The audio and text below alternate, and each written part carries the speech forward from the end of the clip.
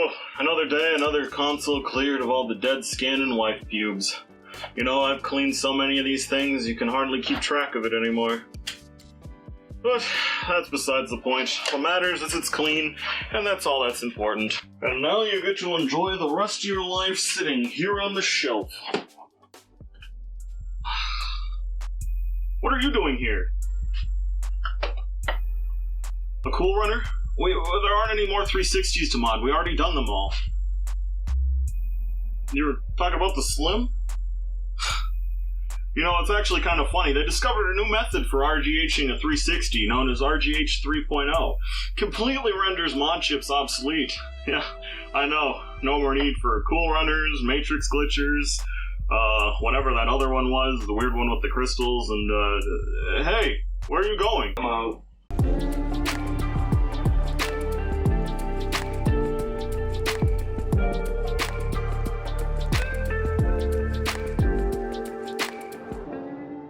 This video's featured comment is brought to you by everyone who wanted a tutorial on modding the 360 Slim. Sorry for the delay, but fear not, as your voices have been heard. Thank you all for your interest in the topic. I only hope that you'll find this video to be somewhat similar to your expectations. So be sure to subscribe and leave a comment down below for a chance for it to be featured in an episode of VideoGame O.R. Now, onto the video.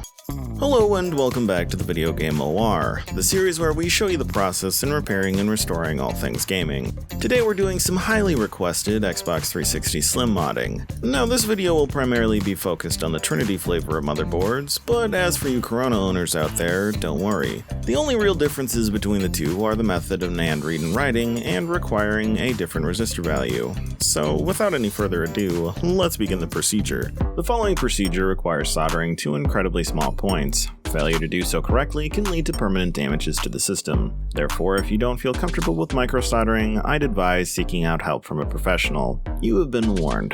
To RGH3 and Xbox 360 Slim, you'll need a Slim Xbox 360, IPA, a soldering iron, some solder, flux, a fiberglass scratching pen or X-Acto knife, a T10 screwdriver, some 30 gauge AUG wire, Kapton tape, a 3K ohm resistor, or a 1K ohm if you're using a Corona motherboard, some heat shrink tubing, wire strippers, Q-tips, a NAND flasher of your choice, and a copy of the modding files found in the description. Now, we'll be starting with a Slim that's comfortable enough being out of its shell. If you're in need of assistance convincing yours to come out of its shell, feel free to reference the Disassembly guide on the top right of your screen now. Don't worry, I'll be waiting here. Indefinitely paused, patiently awaiting your return.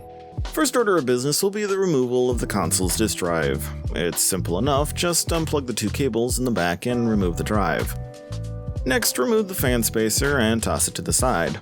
Then it's onto the hard drive chassis. For this, there are two screws that need to be removed before we can get the plastic housing out. One is located on the back of the metal frame near the ports, and the other is on the bottom close to a cutout in the frame. With both screws out, put them someplace safe and disconnect the SATA cable from the motherboard. Then it's onto the daughter board for the power switch. There are only these two black screws holding it in place, but be warned as it doesn't take much to strip these, so tread carefully. With the screws out, simply unplug the daughter board. Now it's time to get the motherboard out. Simply shift your attention to the underside of the chassis and remove all visible screws. Don't worry too much about sorting, as these only come in two varieties, the ones for the X-clamp and everything else. Once the screws are removed, take out the disk drive spacer and lift the motherboard up and out of the system. With the main board out of the housing, it's on to extracting that sweet NAND. Start by cleaning, fluxing, and tinning the following probing points on the motherboard. Once complete, solder the extraction wires that came with your programmer, being sure to match them with the colors on the screen, while ensuring a solid connection to each of the points. From there, connect your probe wires to your programmer, and then your programmer to your PC. On your PC, open JRunner and make sure to connect your console to power, but don't turn it on. And then check that the NAND reads are set to 2, and click the Read NAND button. Then it's on to waiting until JRunner finishes its probing. In the meantime, feel free to revisit some dead memes, partake in some other projects, or take a trip to your local Walmart. Our local Walmart is kinda crap. Once the NAND reads are complete, click on the Show Working Folder button and make a copy of the two NAND dumps. These will be our backups in case this whole process goes to hell. With the backup secured, check the RGH3 box in the XE build panel and click on the Create ECC button, followed by the Write ECC button. This will create a bootable version of Xell and flash it to the console so that we can get the CPU key in order to make a modified dashboard update. With Xell flashed, it's on to soldering in our 2 wires. Disconnect the power cable and remove the X clamp before doing so, as we'll be working underneath the clamp for the install. For the first 2 wires, you'll be looking for the following point on your screen. It's near one of the holes for the heatsink in a cluster of vias labeled FT5R17. You'll want to flux and tin this point before installing. Also, be sure not to have 10 inches of exposed wire either, as we're not trying to short anything here. As for the other ends of the wire, you'll want to navigate slightly north of the board in this cluster of SMD resistors. Here you'll need to keep an eye out for a set of vias labeled R3, R19. Then solder in the other end of the wire to the via furthest away from the text.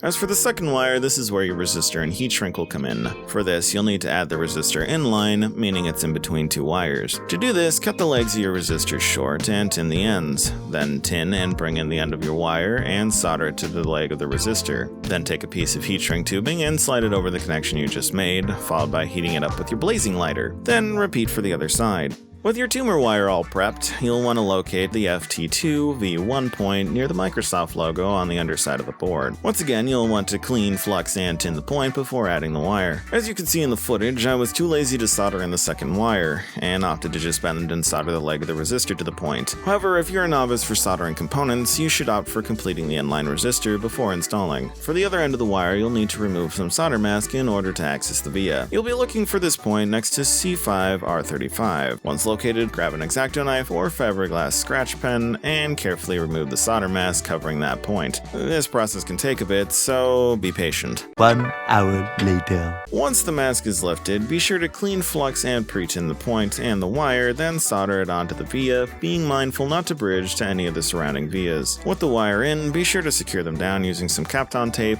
It's also a good idea to cover any exposed vias and wire tips to prevent shorts. While you're in here, may as well replace the crusted thermal compound. Now that's done, reconnect the heat shrink to the board using the X clamp and reconnect the power button to the main board and turn the console on. Upon doing so, you should be greeted with Xell. From here, wait until it's done initializing and note down the CPU key. With the CPU key in hand, it's time to make the modified NAND. Wow, I'm a poet and I didn't even know it. So head on back over to JRunner and enter in the CPU key you got from Xell. Then reconnect your probing wires to your programmer and then to your PC. From here, select the Create XE build image, making sure the console is connected to power, and then click the Write NAND button. If all goes well here, your console should now be modded. Try booting the system up, making sure everything is working correctly. Once confirmed working, let's put it back into its shell. Insert the motherboard and secure it in place with the screws. The 4 black screws are for the X-clamp, while the rest are delegated to perimeter duty. With the motherboard in place, desolder your NAND probing wires for use another day, and reconnect the cables for the hard drive chassis to the main board and secure it with the 2 locking screws. Then reattach the disk drive, followed by the fan shroud and the power daughter board. Congratulations, you now RGH3'd your slim Xbox 360. All that's left is to add a hard drive and to get some Homebrew apps set up. Now, I have some training tapes for getting started with 360 Homebrew. For your convenience, I've uploaded them to the playlist in the cards and in the description down below. So if you enjoyed, remember to leave a like and subscribe so that you don't miss anything new from the VideoGame O.R. Also, feel free to leave a comment on what you'd like to see covered for a chance for it to be featured in the next episode. And with that, I'll see you guys in the next one.